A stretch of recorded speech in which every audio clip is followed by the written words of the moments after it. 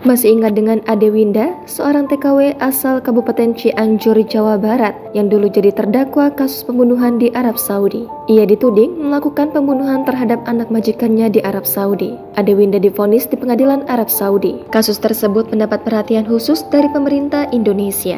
Upaya untuk memulangkan Ade Winda pun dilakukan dan berhasil.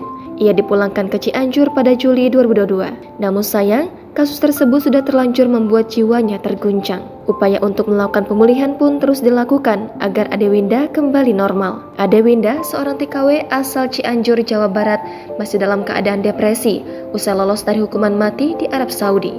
Kepala Dinas Tenaga Kerja Cianjur, Enda Hamdani, mengatakan secara fisik atau tampilan luar terlihat sehat dan terus mengalami perkembangan karena diperhatikan keluarga. Diberitakan sebelumnya, TKW asal Kabupaten Cianjur yang lolos dari hukuman mati di Arab Saudi, Ade Winda binti Ishak Ayub, tiba di Cianjur pada Senin 11 Juli 2022. Dumas Radityo selaku Atase, Konselor PWNI Kementerian Luar Negeri di KBRI Riyadh, dan Bapak Ahmad Baihaqi selaku Kasubdit Perlindungan WNI dan BHI Kementerian Luar Negeri turut mengantarkan Ade Winda sampai kampung halamannya di Kecamatan Agrabinta, Cianjur. Kini Ade Winda sudah bersama keluarganya di rumah Desa Wanasari RT 2 RW 5, Kecamatan Agrabinta, Cianjur.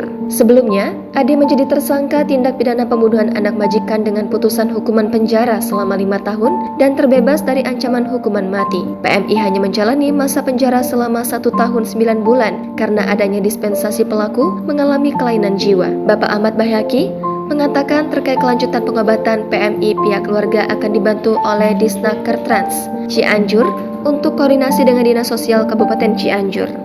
Disampaikan kepada Ketua RT setempat untuk dapat membantu proses pembuatan administrasi kependudukan untuk kepengurusan BPJS Kesehatan PMI. Jangan lupa subscribe, share, komen, dan like ya!